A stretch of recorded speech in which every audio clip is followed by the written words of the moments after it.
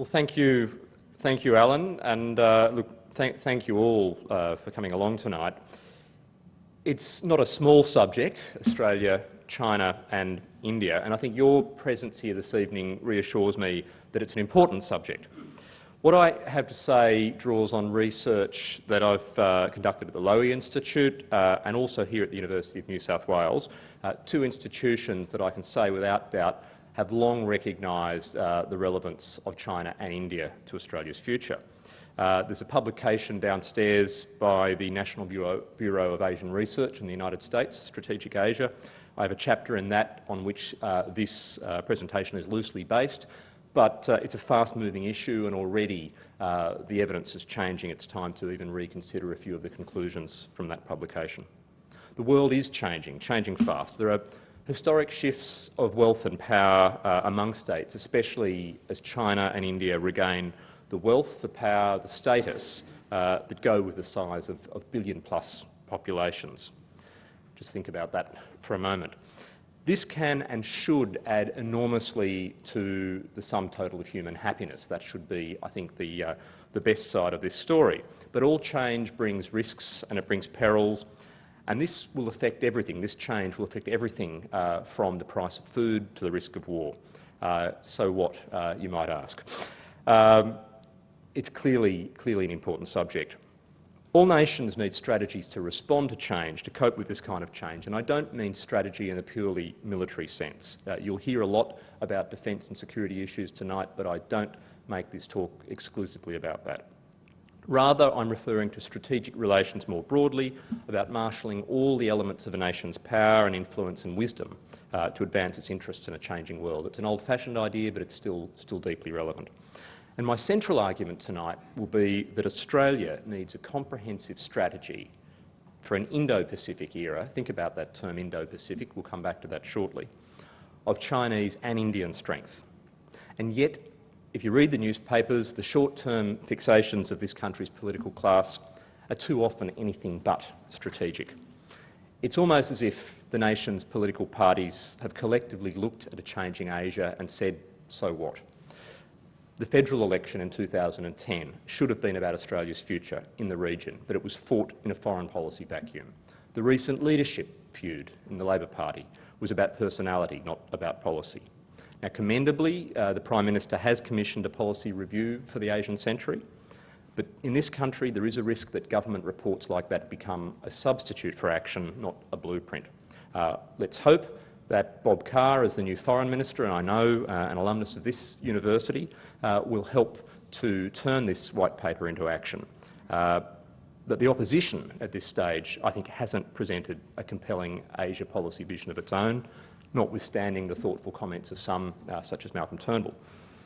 This country has a window of opportunity, perhaps a 25-year window of opportunity, to reshape itself across the board for the Asian century that I'm about to talk about. Its economy, its society, its external relations, its defence policy, its way of thinking about the world.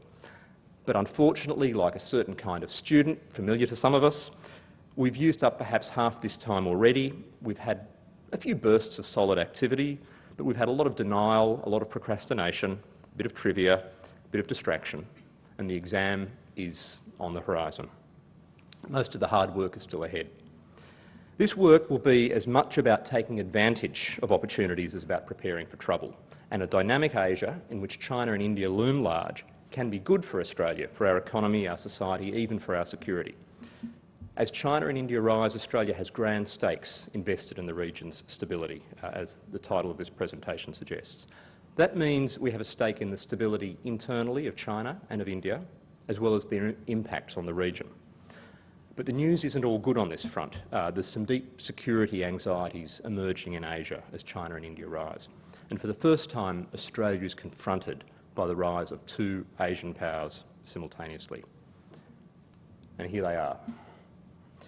Now, what strikes me about this picture of President Hu Jintao and Prime Minister Manmohan Singh is their seeming indifference to one another. These are two neighbouring nations with very similar basic objectives: to meet the needs and the hopes of the two most populous societies in human history, and yet there's mistrust and indifference in the relationship between these two countries. For Australia, the rise of China and India is causing new tensions among our economic interests, our security interests and our values. Just think back a few years. In 2009, not long ago, China overtook Japan to become our top trading partner. The first time that status was held by a country that is not Canberra's ally or the allies' ally and doesn't broadly share, I guess, Australia's democratic experience. And in recent years, there have been a series of diplomatic and military incidents that have raised questions about how powerful China will behave in the international system. The potential for a contested Asia poses new challenges for Australia's security, which has long been reliant on an open, rules-based regional order underwritten by an American strategic presence. Yes, we can't talk about Australia's future between China and India without bringing in the United States. President Obama's visit last year to Australia, America's so-called strategic pivot back to Asia, the planned presence of US Marines in the Northern Territory have all reminded us of that. Now, Hugh White, Alan DuPont and other Australian scholars have led an important national debate on this question, on Australia's future challenges between the United States and China. But I contend that that picture is incomplete without at least adding India, and some would say other poles of power in Asia, Japan, Indonesia and so on. But India is certainly the third capital that will matter the most to Australia this century.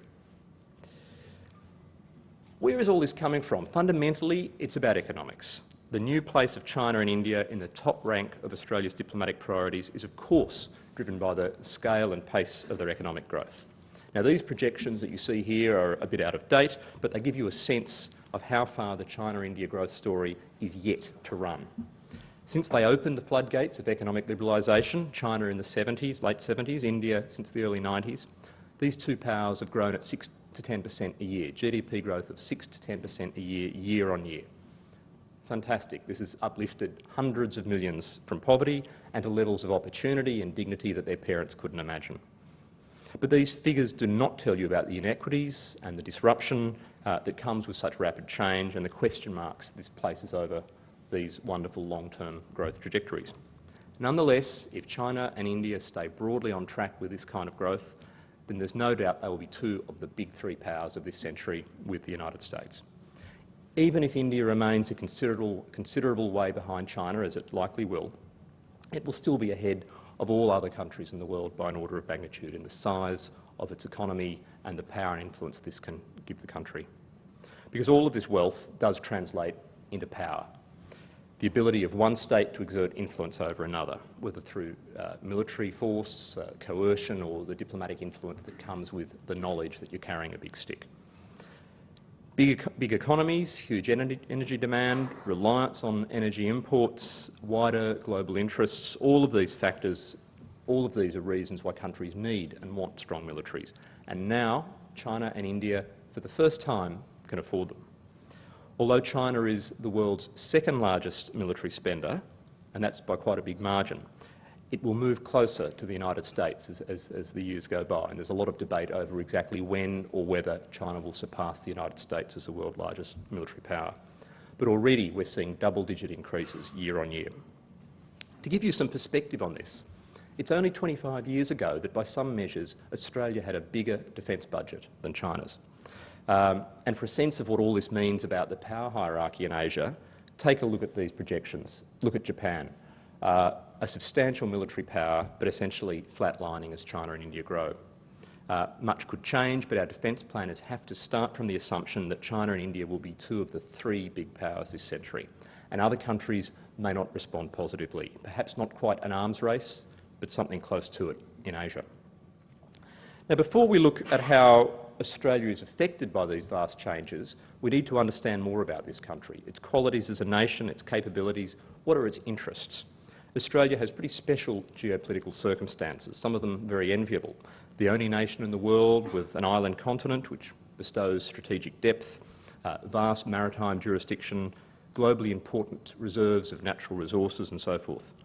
And of course this country has high per capita wealth, a developed country, a stable democratic system, believe it or not, and a resilient and multicultural society, plus a small but advanced defence force and a diplomatic record of active engagement, even if our current diplomatic network is overstretched.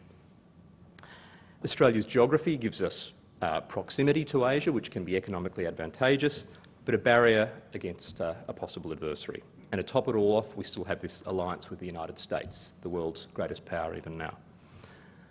But how much can all of these qualities give Australia leverage over China and India as these countries become more powerful? We'll return to that question shortly. For now, let's just look at how Australia's circumstances translate into the interests that I think an Australian government needs to advance. Maintaining the country's independence and freedom from coercion, preserving the nation's democratic system and values, of course protecting the people, the territory, the resources of Australia, preserving a stable, peaceful, rules-based order in the region, including, for example, freedom of navigation for international sea lanes, and sustainable prosperity, including through exports and a competitive economy, a long list.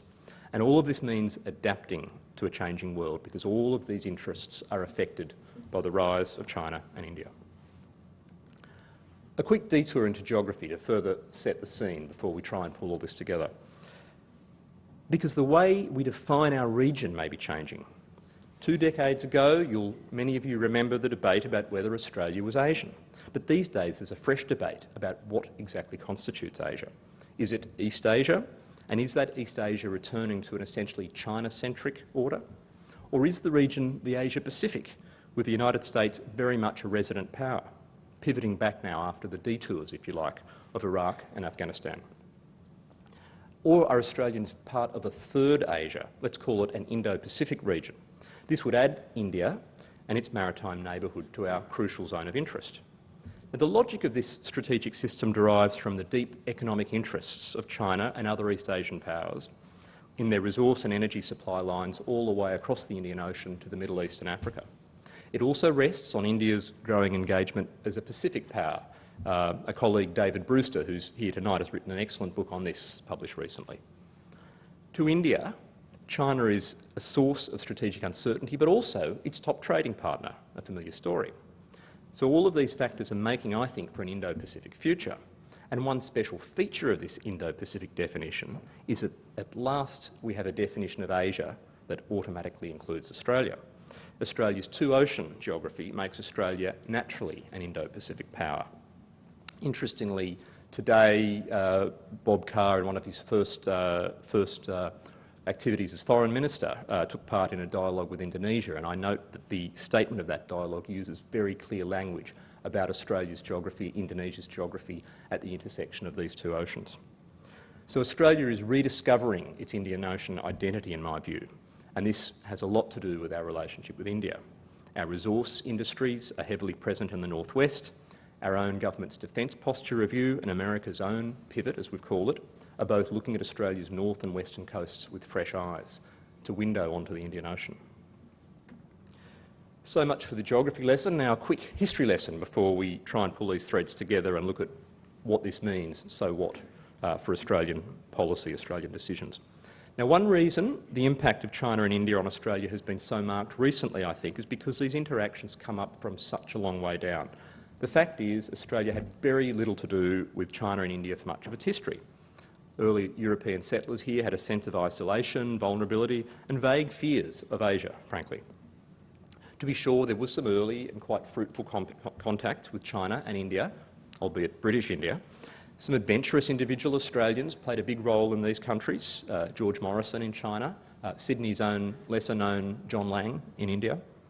Australia's first coal exports went to India in 1799, and of course in the 19th century many thousands of Chinese came to Australia to work on the goldfields.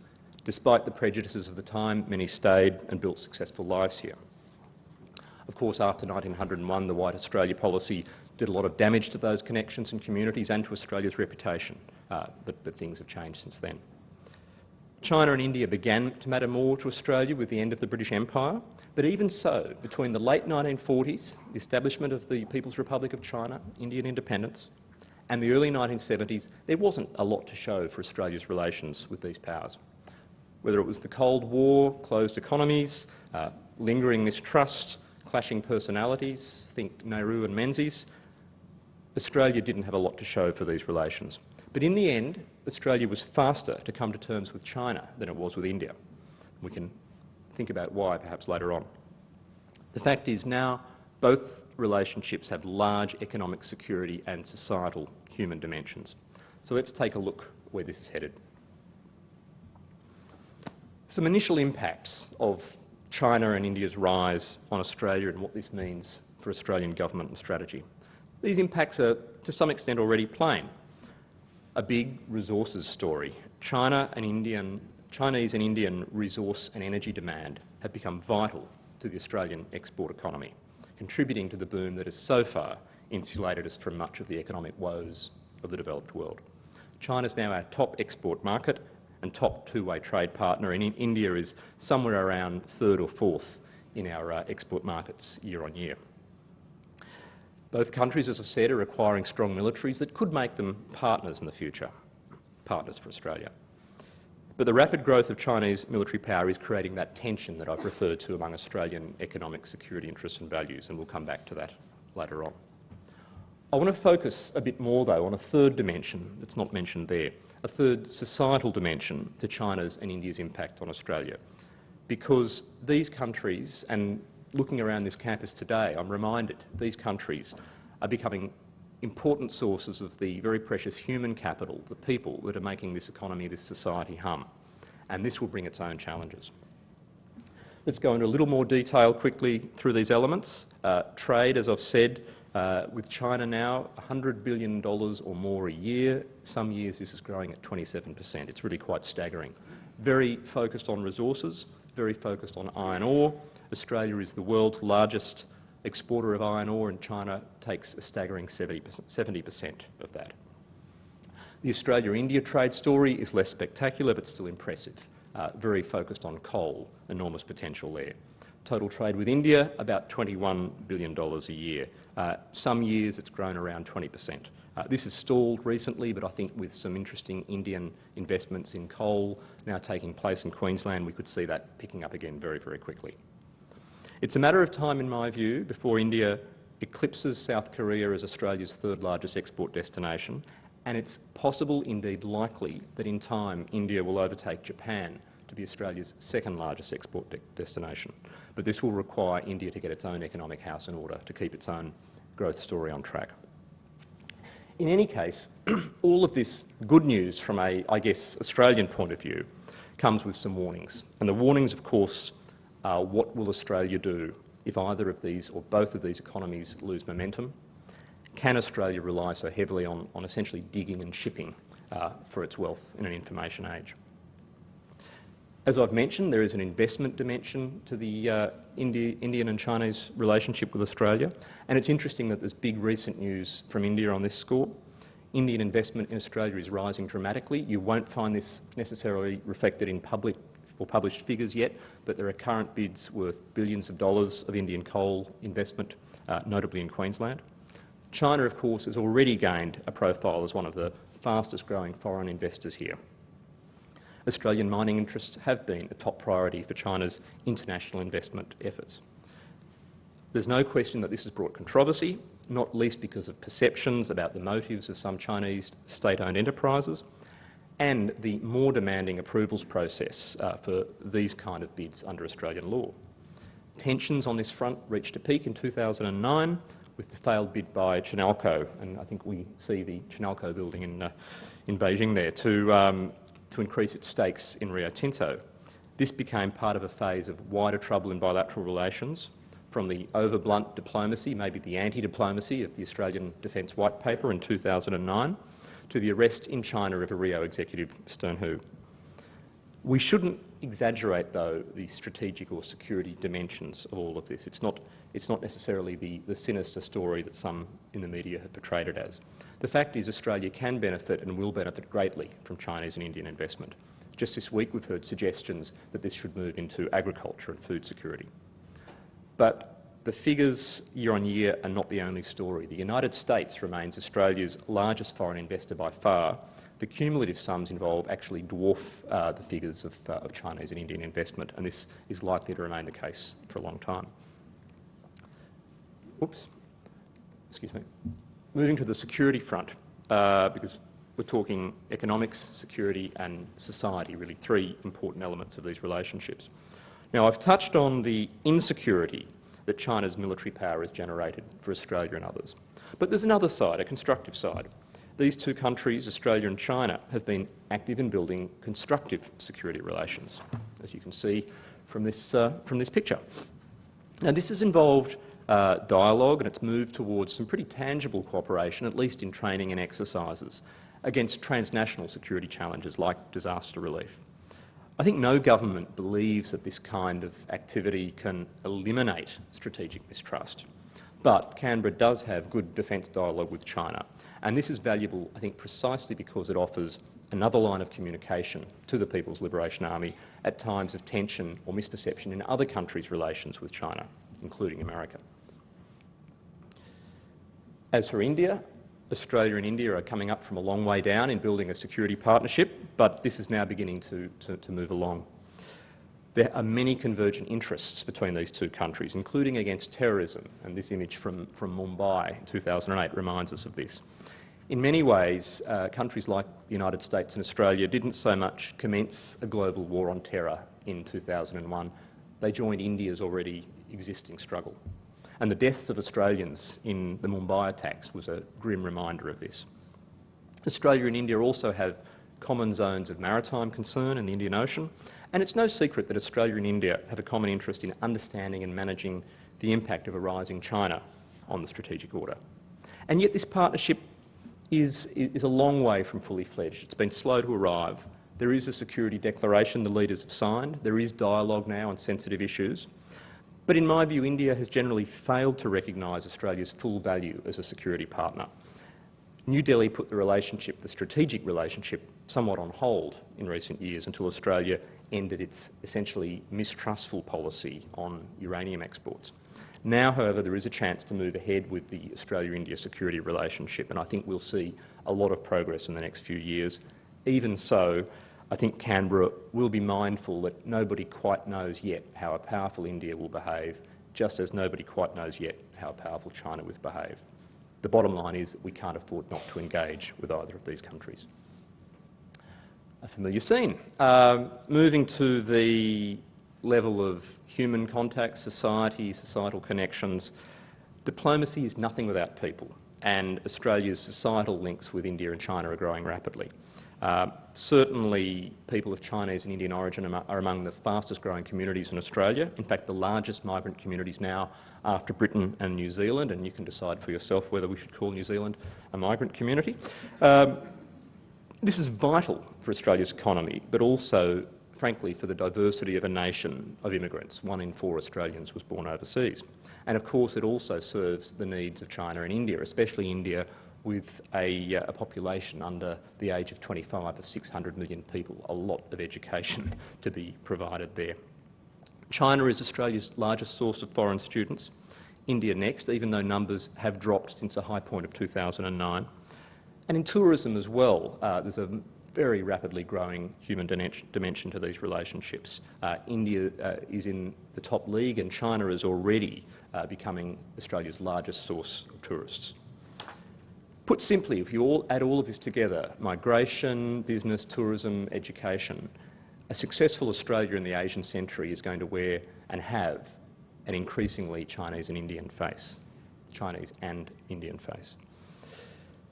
But it's not all without complication, and I think the political and diplomatic impact of growing Chinese and Indian communities in Australia is yet to play out, and there will be challenges for foreign policy.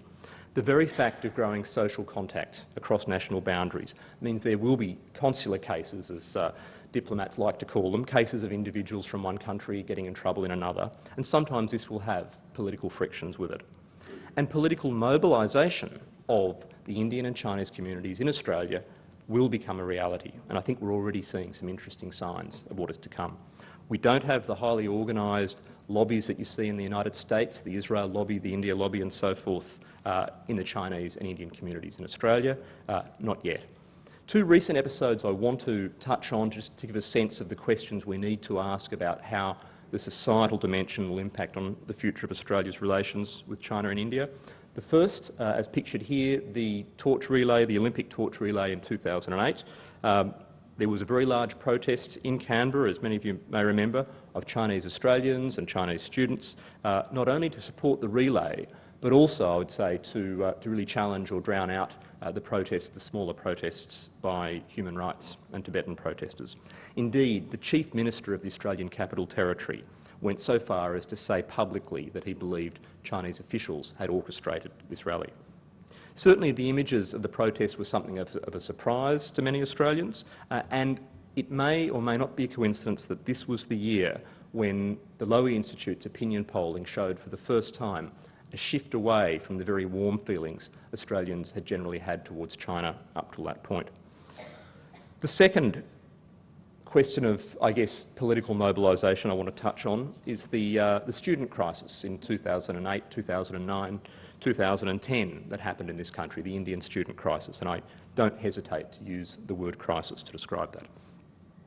There was an extraordinary case of political mobilisation by Indian students in Australia as part of this wider crisis over student safety, student welfare, educational standards.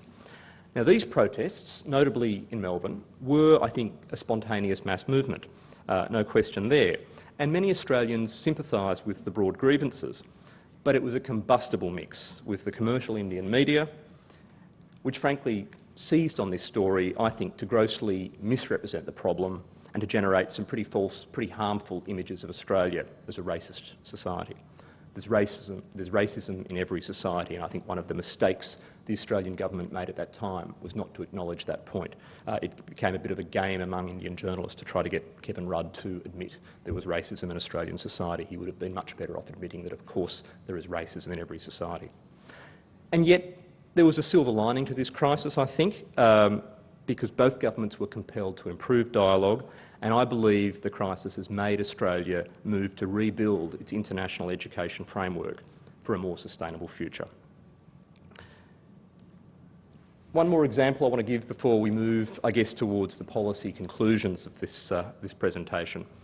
Not strictly a societal example, it really crosses all of the dimensions: economic, political, perception, diplomatic, and that's a story about uranium.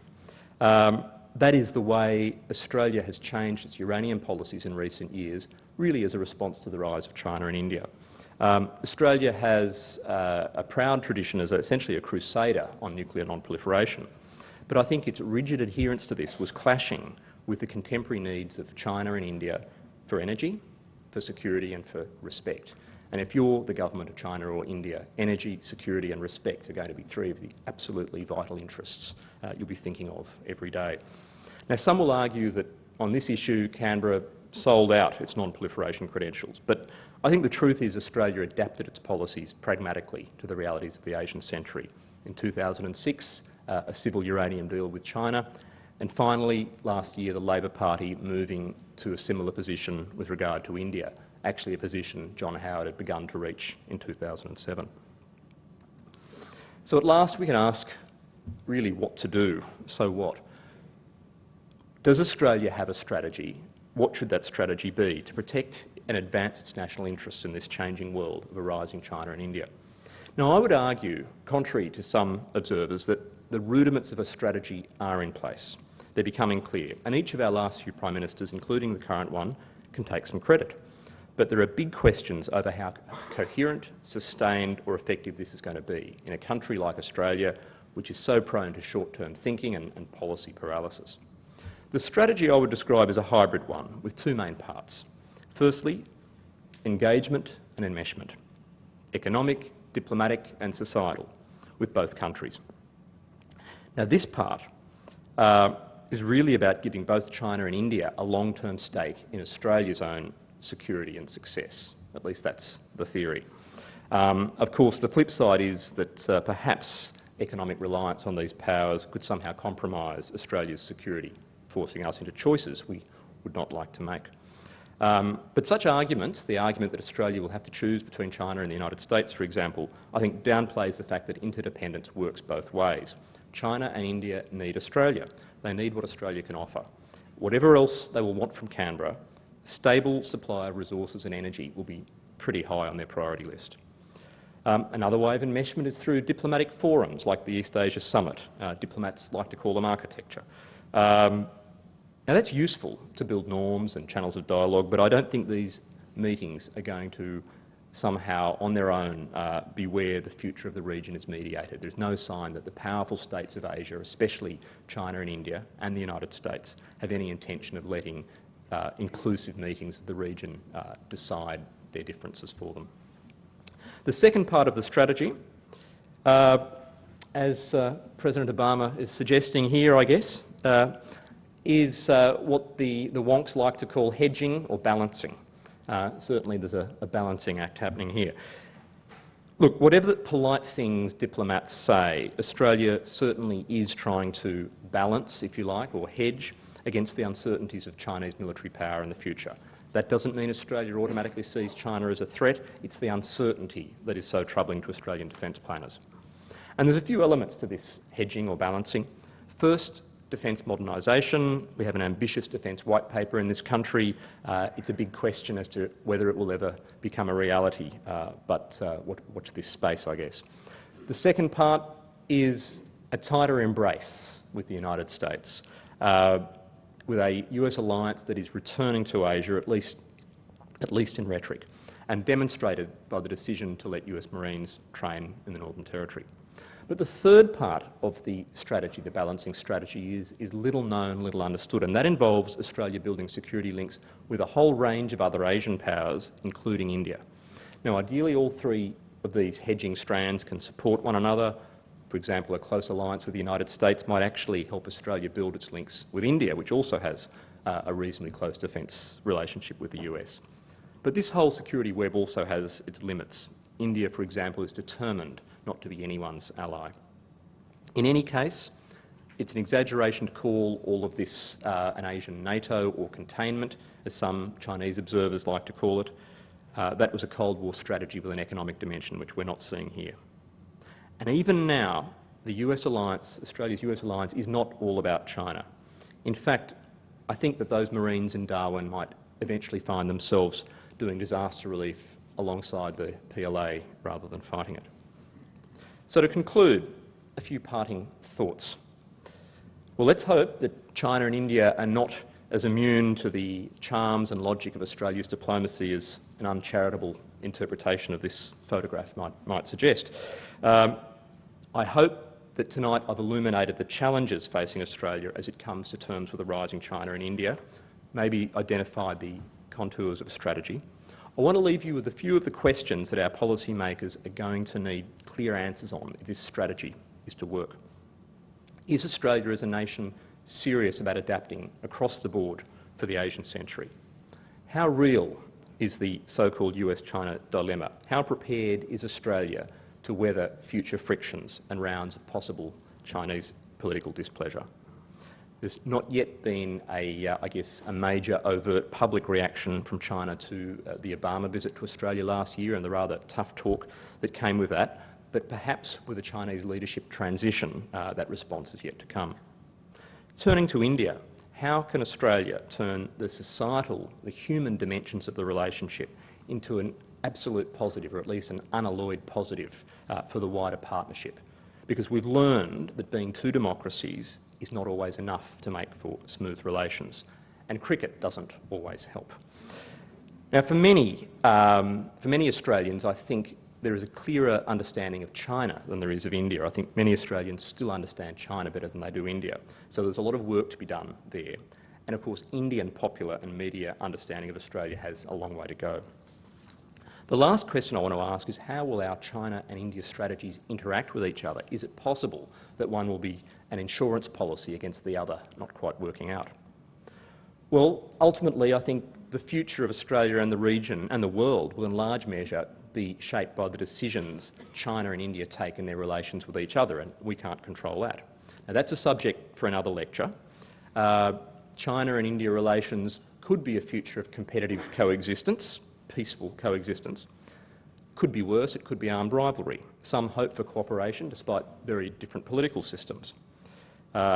Democratic India will probably never be richer than China, but if it can overcome its current constraints on development, and there are many constraints on development and equity, India's example as the world's first mega-democracy will pose interesting questions as to why China's political system is necessarily the way it is.